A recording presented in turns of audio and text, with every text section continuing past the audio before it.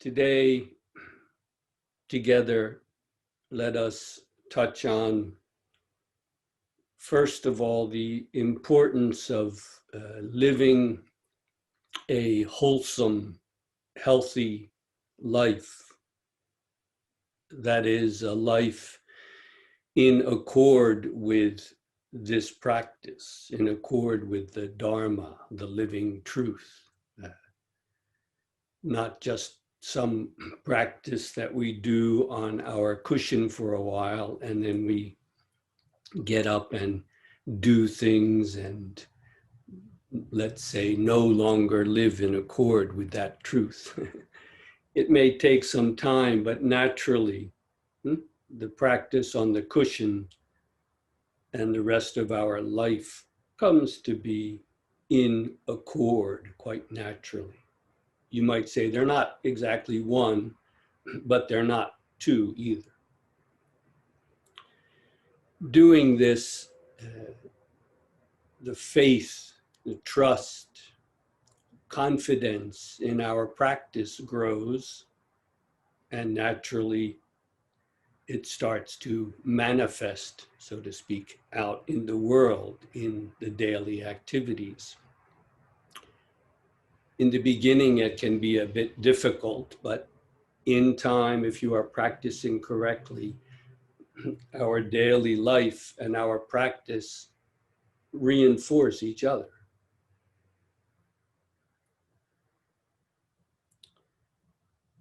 On the cushion, the basic practice, in a word, is all down to one. Bringing or letting all come to be the one that it is. As long as our mind is wandering and wavering about this and that, in a sense, we can't really begin the practice. And so the importance of practicing properly with the body, practicing properly with the breath, and of course, practicing properly with our mind, the mental attitude, so to speak. Again, these three, the body and the breath and the mind, reinforce each other by sitting properly. You don't have to sit in full lotus like this, but if you can, you see why it's a very good, perhaps the best way to do this kind of practice, opening up the hips, allowing the belly to be extended, the back is naturally erect. It's a very good way to do what we are doing. In other words, to be clear and yet calm. It's not necessary to sit in this posture. If you can't do it, you can sit truly clear and calm in half lotus or in Burmese with your legs flat on the ground, or on a seiza bench, or using cushions, sitting in a chair, but not leaning your back against it. Perhaps the most important point is for the back to be naturally erect, the head as well, the ears in line with the shoulders, and then breathing. Exaggerating now just so you can see.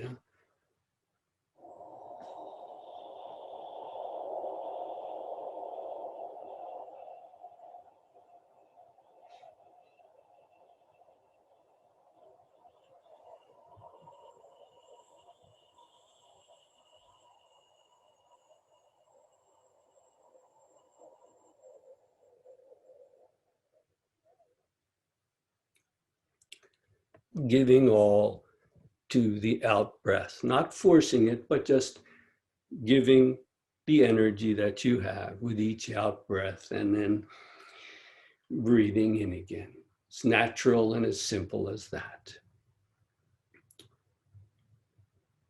The body, the breath, the mind, the mental attitude, in a way, this is the most difficult, huh? The delicate part of it, huh? Where do we put our mind when we are doing zazen?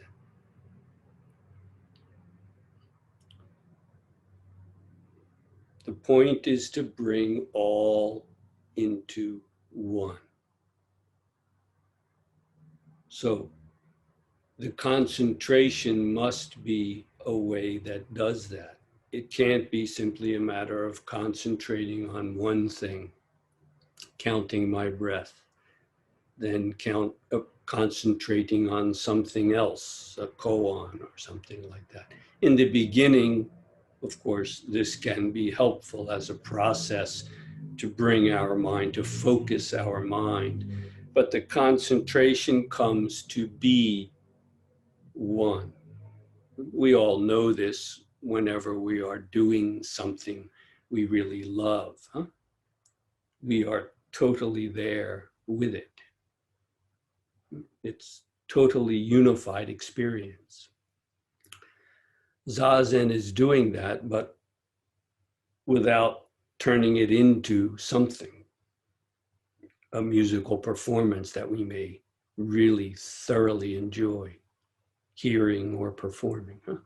In Zazen, the mind is completely open in a way that is impossible in ordinary consciousness, completely open. And yet that total focus and concentration is there without grasping on to anything. If a pain arises, we are aware of that. It's there. That's where it is at that moment. If a loud car goes by where you are, you hear that. Your ears are open.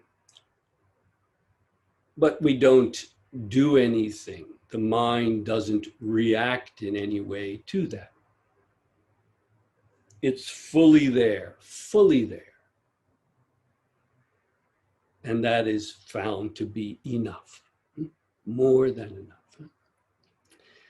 Again, bringing all into one, this concentration naturally develops.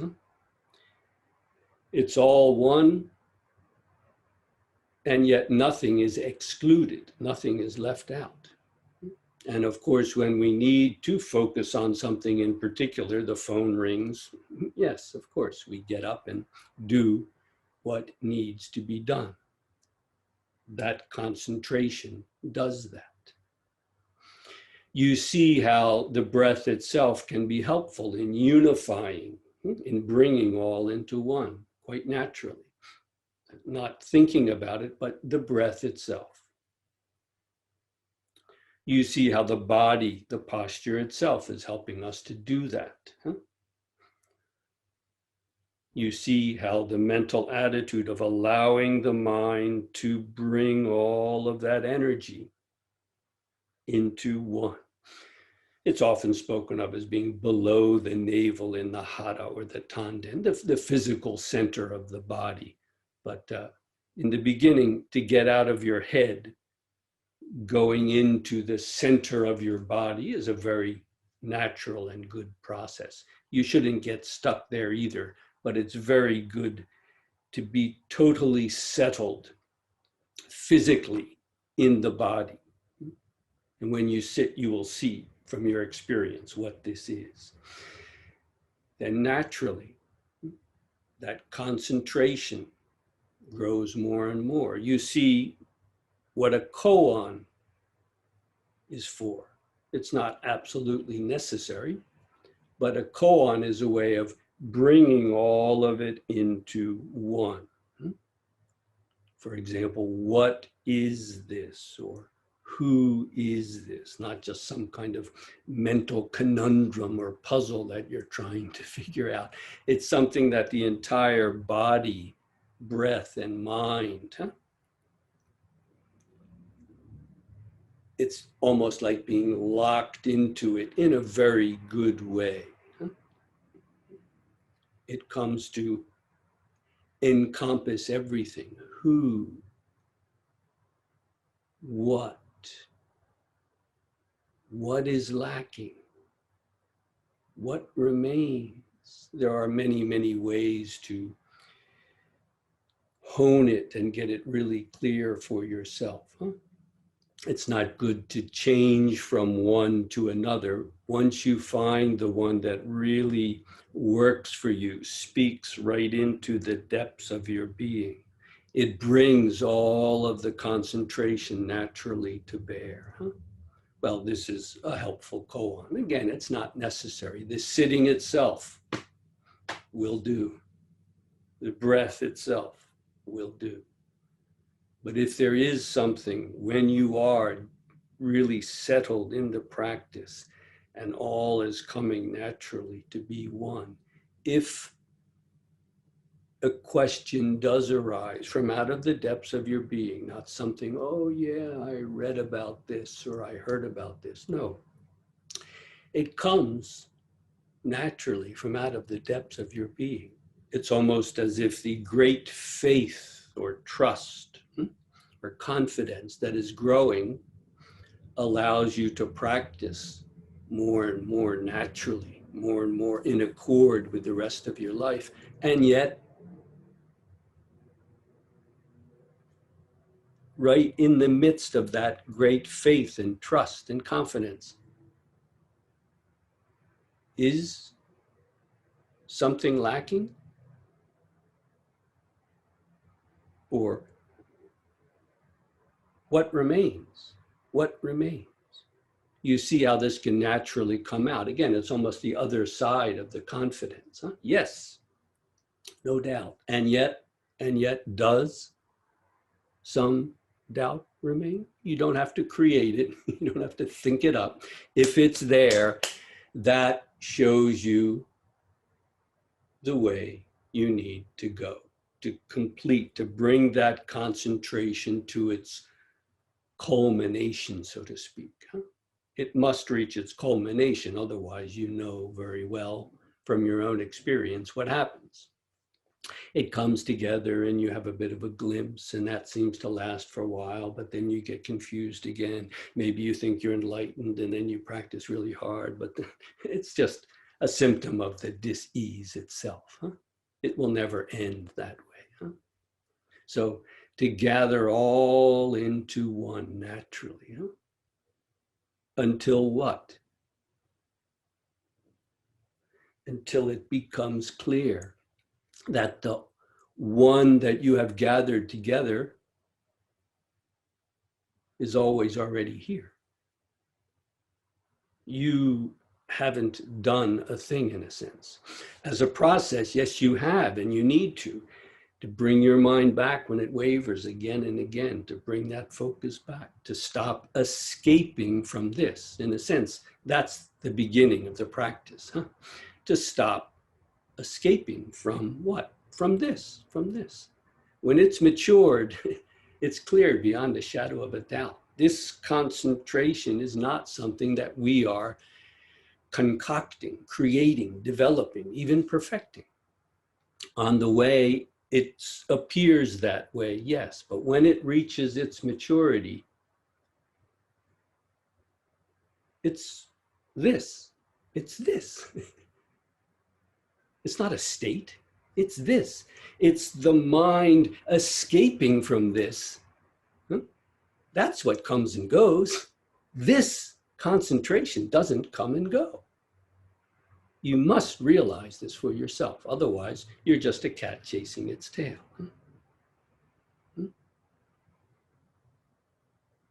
Once again, to see that that concentration naturally becomes total, what it is. To do this, yes, in a sense, self-willed effort is necessary. Not because the practice is so difficult, but because our mind is so used to wandering off. As I often say, that's the frustrating, the difficult part, is the mind running off. In effect, not practicing is the difficult part.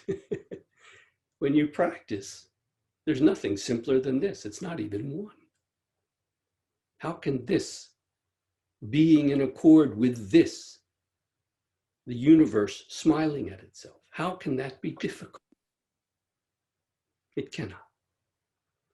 If it is difficult, see what you are doing wrong and correct it. Huh?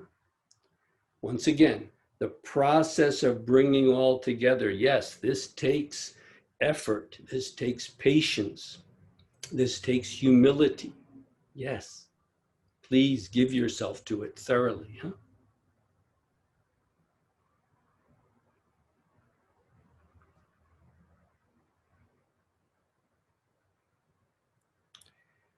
What happens when that concentration is really total and complete? As I already said, one thing that happens is you realize that it is not something you have created. Rather, you are, how to say it, returning to what is really here. A seamless, flawless concentration. When that falls in on itself, so to speak, huh? This is the entrance into real Zen practice. How to say it? It comes to its own end. That concentration, seamless and flawless, comes to its own end. And in a sense, we can say it caves in on itself. When it caves in on itself, what is there? Well, for the self, the ego self, still using its benchmark, its measure, its own standard, it would say, well, when that happens, then there's nothing. And maybe even that sounds scary or threatening because I don't want to lose myself. But of course, that's just viewed from the outside. Huh? You can't use the benchmark of the ego self here. It doesn't work. When this concentration becomes total and complete, and then it naturally caves in on itself, is there nothing? Well, you could just as well say now there's everything. But what is truly everything, not the everything seen as a concept through my own mind. No, it's now what in Buddhism is called the formless universe. Oh, isn't that abstract? No, that's what's really here. That is what the formless universe means. It has not been turned into a form, an object in my mind, which then is just an abstraction, a shadow. No, we come home to this. We don't go to another world, an enlightened world. We truly come home to this. But what this is, is, how to say it, free of form. The form that it has as a grape, as a pen, as a virus, is the form that it has. But when we really see it from the inside, it's completely without form. It's completely free of form. This is most essential to see with oneself. What am I? 5 foot, 10 inch American, so and so and so and so. Oh, none of that is a lie. But is that me? Is that you? These descriptions can be helpful when you're filling out forms, yes. But finally, what are we? In Buddhism, it's clear. They speak of it, for example, as without form. I speak of it as being without self. And I trust you can see. This is where compassion, love comes from. This is where creativity comes from. This is where the vitality of life comes from.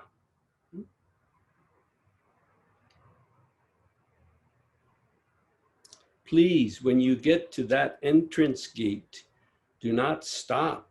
This is the beginning of a new kind of practice. Yes, it's a different kind of practice after that, but practice is at least as important then.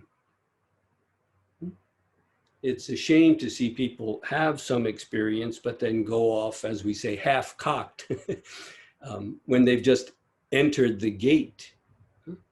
This practice, the farther you go, as it said, the farther you go, the deeper it gets. The more you practice, the harder you practice.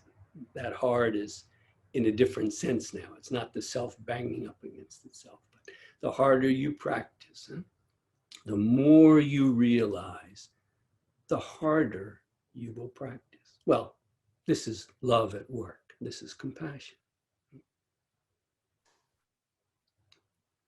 Let us look once again at this essential practice, gathering all into one, whether we do it with the breath, with a koan, or the sitting itself.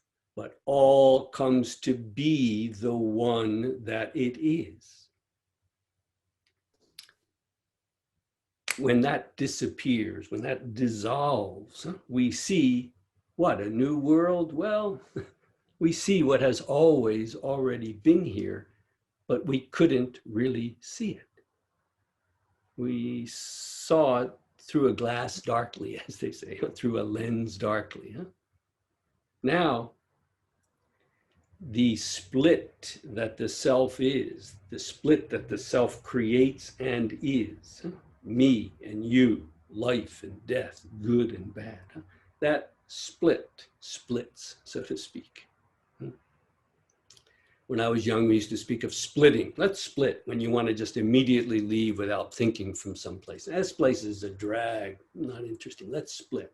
Well, Zen practice is splitting from this split, the split that the self is. It's seen to be null and void. It is not real. It is not real. And you can confirm it by what we are doing right here and right now. I'm in Japan, thousands of miles away from, I suppose, every one of you. And yet we are not separate by an inch. If we were, how could we be communicating like this, even with the present online situation? Where is the separation between you and me? Consider well in the depths of your practice. Once again, the difficulty of the practice is the wavering self, the self trying to escape because it doesn't know what else to do. That's what's tiring and frustrating. The practice itself cannot be tiring or frustrating. It's not even one. It's the formless universe smiling at itself. That is not tiring. That is not frustrating.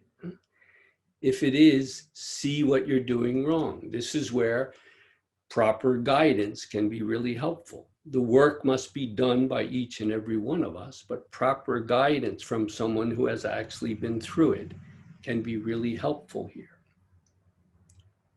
Finally, what do you need to realize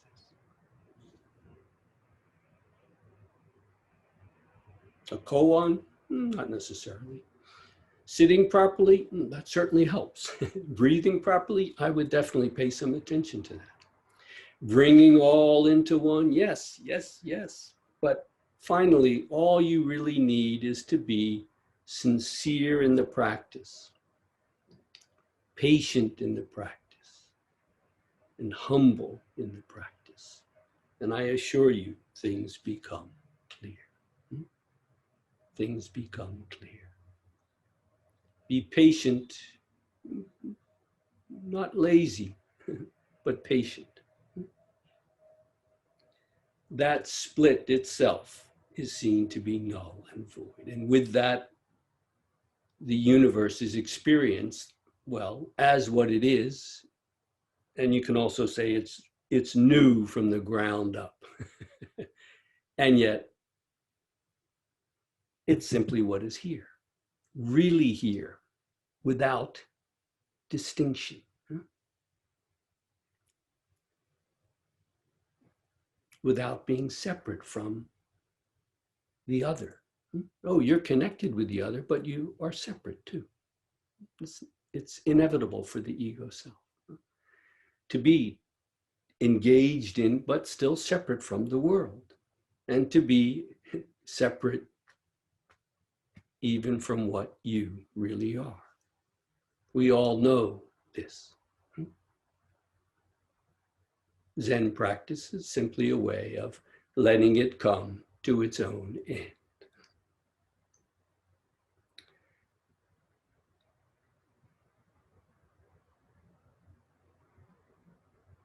When you see from your own experience that this is what must be done, and you are settled in the practice, I'm here for you. We have to be in touch online for some time, but that's okay. It's not the same as actual physical contact, but we will make best use of what we have.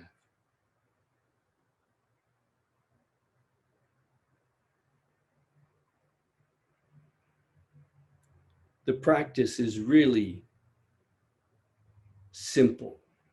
It's not always easy when the ego is still struggling with itself and fighting with itself, but it is ultimately very, very simple. Again, it's not even one.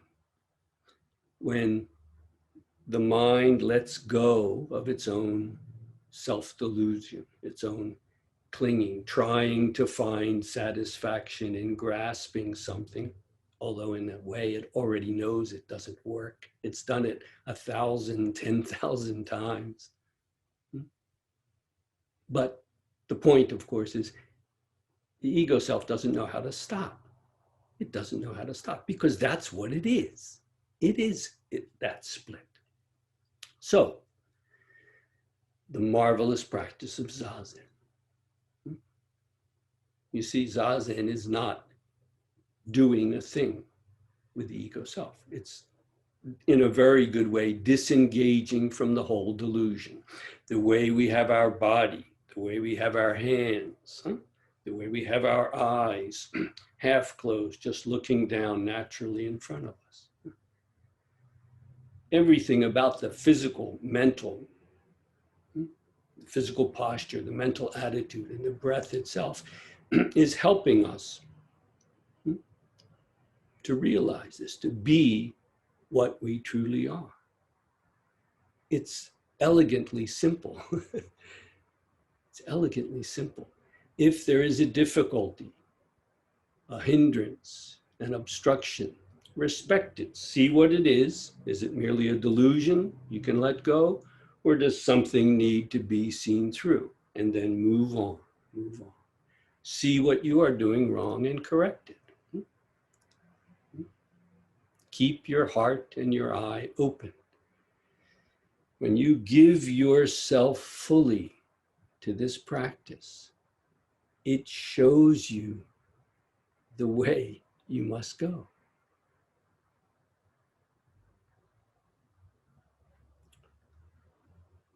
I'd like to leave room for questions for the benefit of all from out of the practice. But first, please feel free to stand up and stretch for a moment. Thank you all for listening so intently.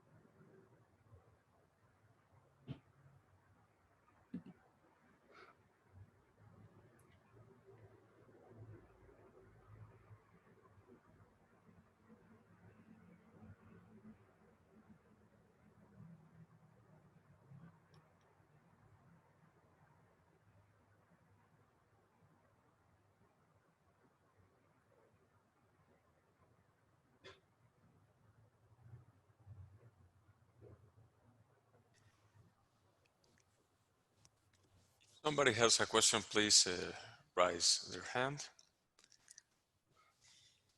I'm going to try to switch between screens.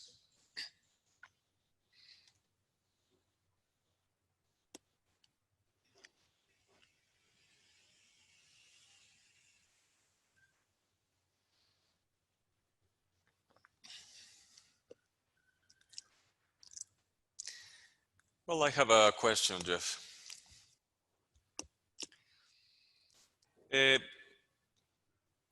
At least in my case, I have very on the back of my mind the fantasies that illumination or enlightening, it's like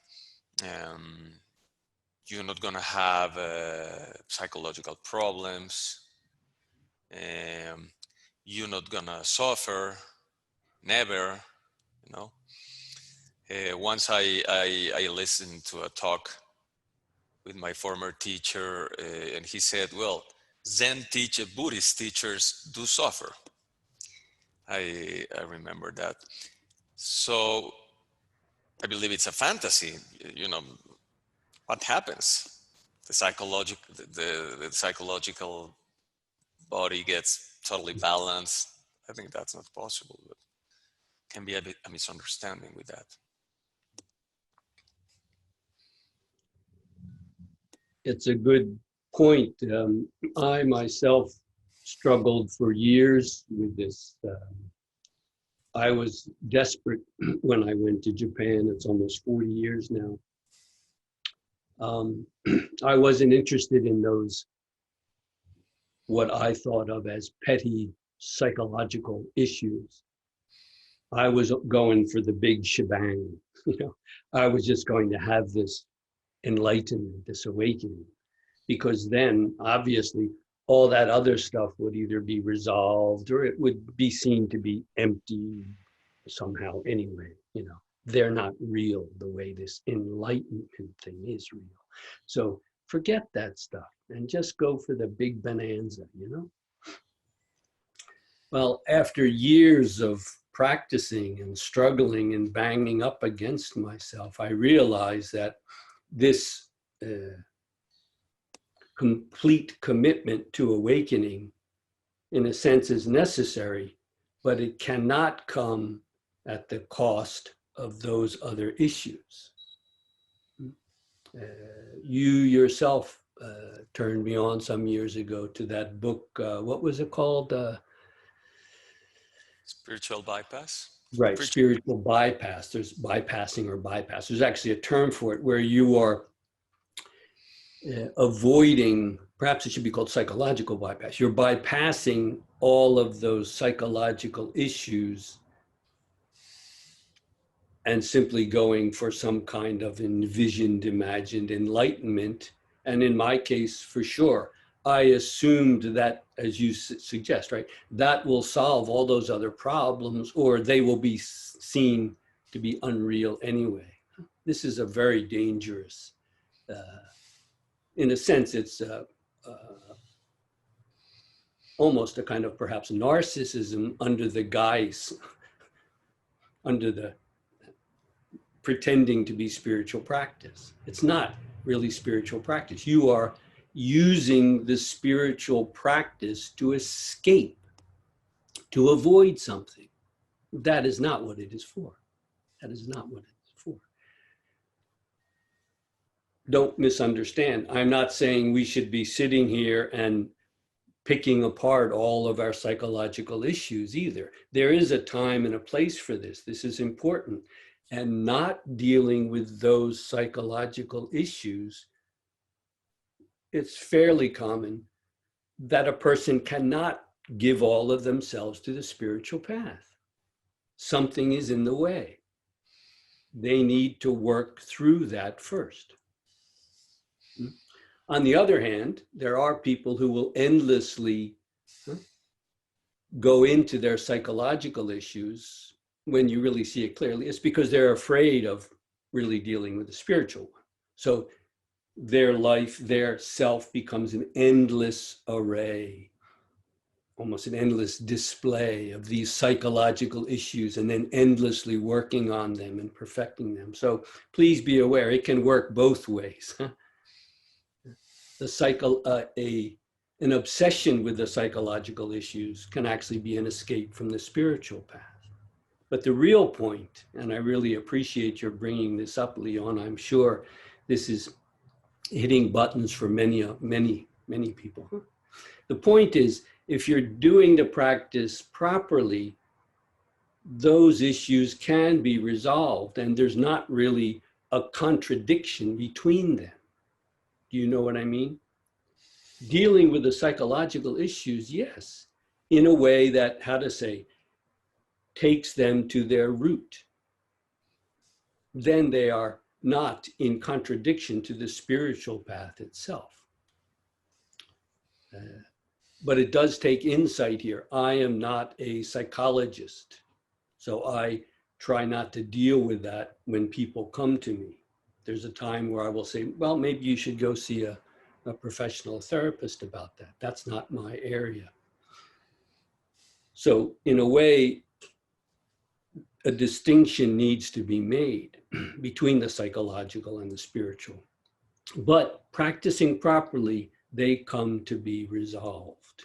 They come to be resolved. If you're practicing properly, I was surely not when I first came to Japan. I just threw that stuff out of the window, the psychological stuff, but it kept coming back. It kept coming back. And finally, no, I can't do this. I can't run away from this. This has got to be the practice now because this is what's coming up. Again, we don't want to sit and do psychodrama. That's not what zazen is for. But if these issues do genuinely come up, especially if they come up again and again, you need the insight to see, is this just something that I can let go? Or is there something that I really need to look into? Perhaps with a professional. Yes, it's very legitimate. I've often told Leon the well-known story. It's a bit legendary, but where a woman, Kisa Gotami, who had been poor and married into a wealthy family. This is at the time of Gautama Buddha. She was still not respected, even when she married into the family. But eventually she had a child, a baby. Then she was accepted and loved and honored, and she felt part of the family. It was wonderful. Finally, she felt fulfilled as a self. But then the child died. She was so distraught, so overwhelmed that she held the baby and would not let go and went around, we might say crazed, asking anyone, please give me medicine for my child. So, the poor woman, she's out of her mind. Well, eventually someone said, Gautama Buddha, the all-enlightened one, huh? We have to be careful how we use that, right? The all-enlightened one. He didn't have any psychological problems, right? Anyway, the great enlightened Gautama Buddha, he's in the next town. Why don't you go see him? Maybe he has medicine for you. So she immediately goes, is able to meet with Gautama Buddha, explains the same thing. Please give me medicine for my child. Very significant. All of you have read the Buddha Sutras and know well that he might have said, oh, all things are impermanent, subject to birth and death. Let it go, woman, let it go. But what did he do here in this situation? Again, this is according to the early Pali Sutras and commentaries anyway. He actually told a white lie. He said, I will give you medicine. She was overjoyed. He said, all I need is some mustard seed. Mustard seed is like for us having salt and pepper, the common herb, everyone has mustard seed. All I need is some mustard seed, but it must come from a household where no one has ever died, okay? Overjoyed, she ran, still with the baby in her arm, went to the first house in the first village she encountered, said, please, please, could I have some mustard seed for my child? Oh, of course, of course. But has anyone ever died in your family? Well, of course, she has to now hear, yes, actually, my aunt and the cousin and the grandmother, of course. Oh, okay. So she goes to another house, same thing. And of course, you see why I'm telling this story. Gautama Buddha is not denying her deep, deep psychological, even spiritual anguish, agony at the death of her only child. He's not denying it at all, but he's helping her to open up to it. You see, by going around and now having to ask of other people, has anyone ever died in your house? Oh, yes, yes. He cannot, of course, she could not find a house where no one had ever died in the family because it's not possible. Eventually, she realizes. She goes back to, well, first she actually takes the child to the funeral pyre and has the body burned as they would do. And then she returns and to Gautama Buddha. And eventually it said she became awakened. But the reason I tell this story is because of the great psychological insight that Gautama Buddha also had. You see what I mean? He didn't just flatly deny her psychological issue. He allowed her to open up to it, to the truth of it, not as an abstract, truth, but as the fact of each and every one of us.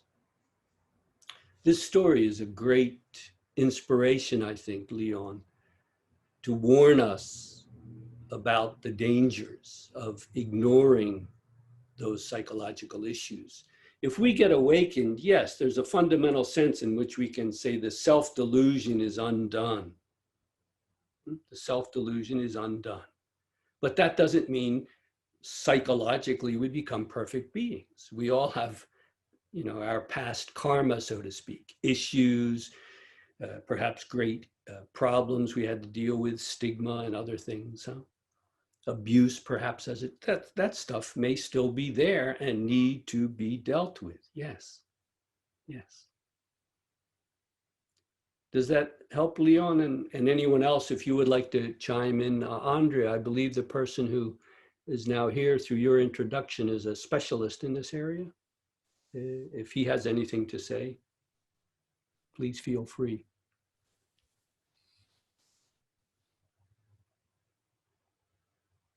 Leon or anyone, would you like to I'm fine, add your voice? Jeff. It was very helpful. Thank you. So I have a question in relation to that. So what you're saying is, despite if you've cleaned the slate, the mirror is gone, and the rational mind is no longer functioning. The rational mind functions, Max. I had to be here at 7 o'clock this morning. I needed a rational mind for that. What do you mean it disappears? What I mean is, it's used when it's only necessary. Yeah, it's not the center of our being, right? Okay. Where does the garbage that Leon is referring to, where does it remain? I don't follow you. The psychological issues, you said, the remnants of those issues. Yeah. Where does it remain if the practice is whole and complete? Mm-hmm. We still live, as Gautama Buddha did, in this world. We still have a brain. We still have a mind. We still have a memory. We still encounter people that look like other people. And in a sense, that practice is at least as important as the practice leading to the release, the awakening. What to do with the remnants, so to speak, to see. It's true, Gautama Buddha is often depicted as really just, he wiped that slate clean and not one particle of dust came again.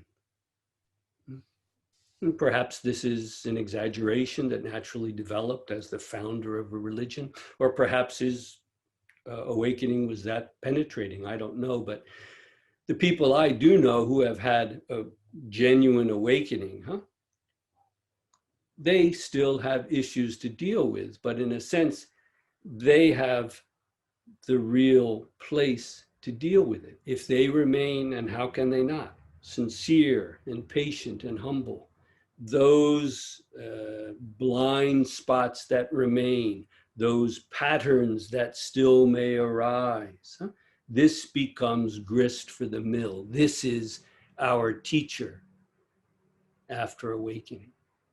It's not the enemy, Max. It needs to be dealt with in all seriousness and respect. Mm-hmm. Do you know what I mean? Yes. Yeah. It's true, Max, in a sense, in the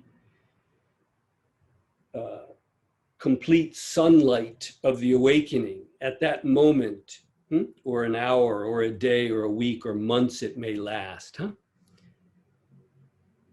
you can say truly there is no hindrance whatsoever. None. None at all. How could there be? When one really awakens, when that self-delusion disappears or dissolves, in a sense, you can truly say there is no hindrance whatsoever. Free even from the need to be free. But we still live in this world. Do you follow? Mm-hmm. But so would you be able to, if you see that you have these issues, just sit longer at the mat and let it burn itself out? Yes, but just sitting longer at the mat to burn itself out is one way of dealing with certain things. Yes, anger perhaps. But there are other issues, psychological issues, about which that in itself may not do. Mm-hmm. It may be better to talk with someone about it, or to do something about it, to realize that you need to write a letter to someone and apologize, or finally accept an apology from someone else. Do you know what I mean? These issues are still there. You follow? They don't just disappear. Right action, right speech, right Yes, thought. and this becomes your dojo, your place of practice there. Those issues, every last one of them, becomes your teacher. Mm-hmm. But it's a really fundamental issue that Leon has brought up, because this idea, right? Because we want it to be something that will solve all our problems. Well, you see how, in a sense, this is pure ego, right? I want to have a problem. I want to have an experience that will then wipe the slate clean, solve all my problems. I won't have any more problems. Well, that's pure ego, isn't it? The bodhisattva gets to the point where he can really be of service to others. You see how different that is? Mm-hmm. Thank you. Thank you. Your question is also important, Max, to deepen and clarify it. I appreciate it. Would anyone else like to speak up from your experience, please? Gerald.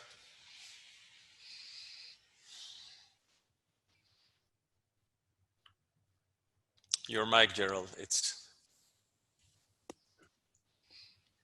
Thank you.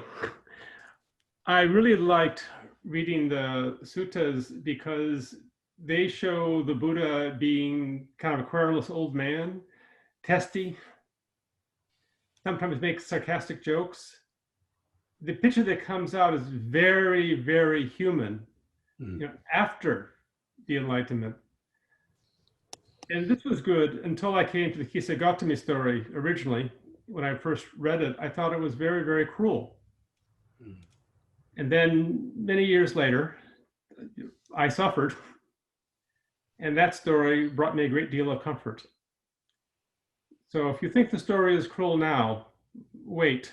It'll catch up to you. I have a different question, or though somewhat related. How do we avoid having patient acceptance turn into just stagnation? That is a danger. Passive resignation, it cannot be helped. For me, Zen has always been really an inspiration at that point, because perhaps Buddhism in general can tend toward a kind of a resignation. In other words, in early Buddhism, you were literally leaving the world, leaving your family, leaving all of that. You see what I mean? To enter the life of practice, to leave home. Leaving home didn't just mean leaving home, it meant leaving the world, very literally, your status and everything. Huh? You would have a begging bowl, and you would have a robe, something to cut your hair with. That would be about it. Very, very primitive in a sense, basic. Very literally leaving the world, leaving society as well.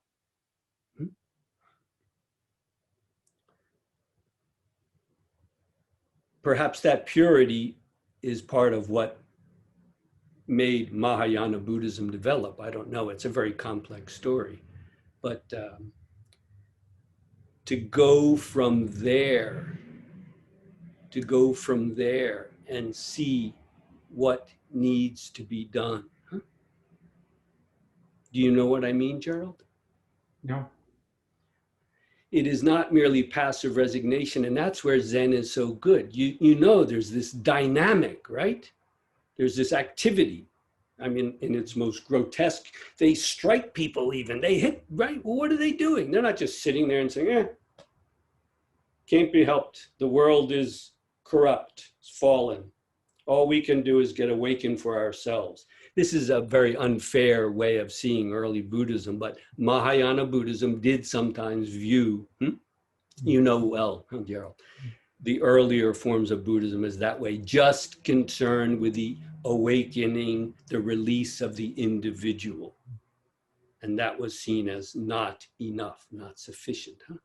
So there is a dynamic, an activity that comes out of Zen. It must come from the right place. It must come from being without self. But being without self can act in the world, can respond, in a sense, can't help but respond to the needs of the world.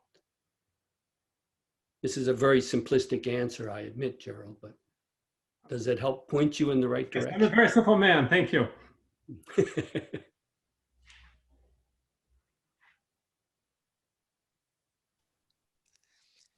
Well, we have a time for one more question before going to zazen.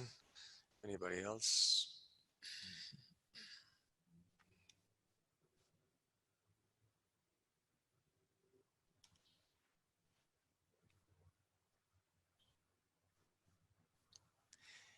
Marta?